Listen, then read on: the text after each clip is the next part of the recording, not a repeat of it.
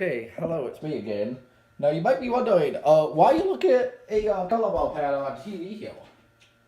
Well, this is actually a living room TV. You can see I'm right here. This is a TV, and I am actually going to show you how to calibrate it for the best picture quality for in my preference. That is.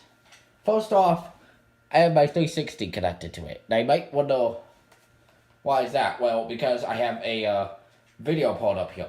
And if you can tell, one of the problems that we have is that the sharpness is too high. But that's just one of the things that we're going to fix when we do this. So, first off, why do you have a little look at the color bulb out here? Do you notice anything odd about it? Oh, let me just see. Let me just move this. Okay. You notice a little bit odd about this? Yeah. You notice, for one, the brightness is too high. And then you notice, for two, that everything's just set up wrong. So, what do? Well, I go to the menu. As you can see, here's the menu. It says a Panasonic TV. Oh, look, it's on standard. But most of the time, I see it on this. Which, people think, hey, this is the best picture thing. No, it's not. In fact, it still goes very well. In fact, this is even worse. No, not channel 1. Not channel 1. But, in fact, this is even worse. Look at this. You think people will want to be watching a TV that looks like that? I don't think so.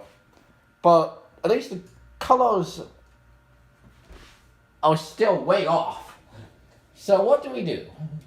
Well, first off, okay, we might get a little bit out of your comfort zone here. Switch this to custom. And as you can see, well, there was a huge change. Okay? Now, backlight. People say, hey, put this all the way up, it makes the best. It makes it the brightest that you can see it the best. Now, in the case of an LED backlit TV, you do not want this all the way up.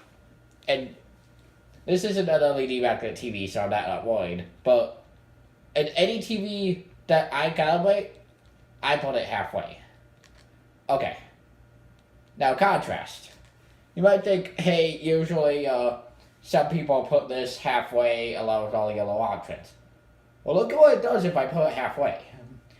You can barely see that. So what I do with contrast, and this is a good rule of thumb here, put the contrast all the way to 100, or whatever the maximum setting is on your TV set. And then, now, what you want to do, color. All the way down. You might wonder, why are we going to do this? Well, you'll see. And then, color temperature, set that to cool, just for now. And then you want to go, if your TV has a black level, say, like this, switch it to that. Switch it to dark. Okay? You'll see why. Okay. Now, what I want you to do is temporarily turn off all these picture settings. Like all these AI picture and stuff. You'll see why. Okay. Now, we're gonna adjust the brightness. That is done down here on this TV. Down here, as you can see. Now, you can see that there was one black bow followed by this.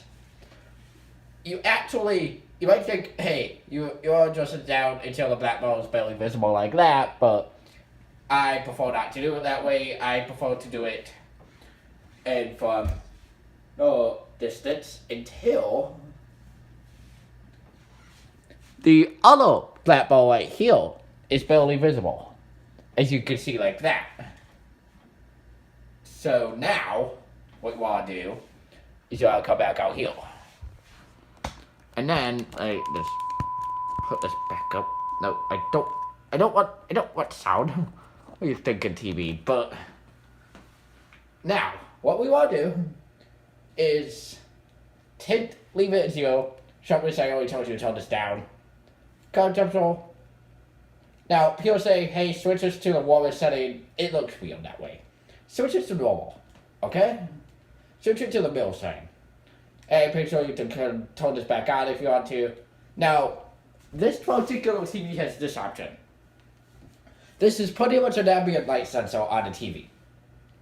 However you do not turn that on. Because it is very annoying when you turn off light or close your eyes or whatever, and the TV becomes really dark. So if you see an ambient light sensor on your TV, make sure it's off. Video noise reduction. If your TV has a low, medium, high option on this, put it at a lower setting. And then aspect adjustments. Usually it's on size 1 or overscan on or whatever. Turn the overscan off. Because it makes it look weird. And then screen format. You might think, hey, if you put on H-fill, it looks good, or that, it looks good. Nope. Nope. Nope. You want it on full, or normal, or whatever your TV has. Just make sure it's on a normal setting. And an advanced picture. Now, what we have here is this MPEG under this TV. This is a different function. If this has a low option, you could also turn it on that, but otherwise just leave it off. It makes the TV look good. Now, with all this selected up the way it should be, now we can turn the color setting back up. Now, how I do this is I look mainly the O and the G and the B colors, right? Green, blue.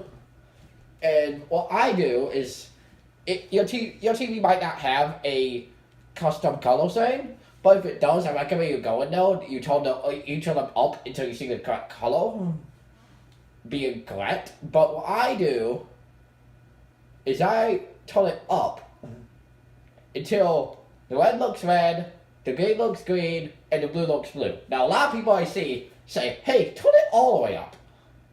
But you don't actually want to do that, because if you do that, look at this green, look at this red, and look at that blue, compared to all your little colors.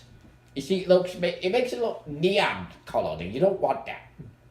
So, you just want it to look normal. So what I do is I put it halfway, and I adjust it down or up accordingly to make it look more like red, more like green, or more like blue. I think that right now is actually pretty good. At 40s for now. You could adjust that up and down if you need to. Now, the sound settings. I've got to explain something here. This surround setting, every single time I go to someone else's house, I see it on. And it is very annoying. Like, you know how this is supposed to, help make your TV sound like surround sound? Well, actually, it makes your TV sound worse. So every single time I go to someone's house, I hear this bad sounding TV, off it goes. And it sounds a million times better. Volume leveler. Don't use this, it makes your TV sound bad. Okay, TV speakers, make sure it's on unless you have a soundbar or a home theater system, either of which you should turn this to off, but you don't really want that on right now.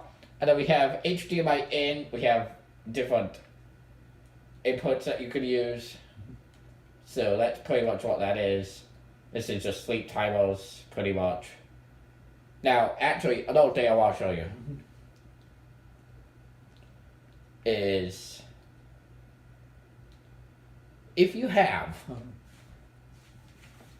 HDMI CEC devices on your TV, this is the menu that you go into them.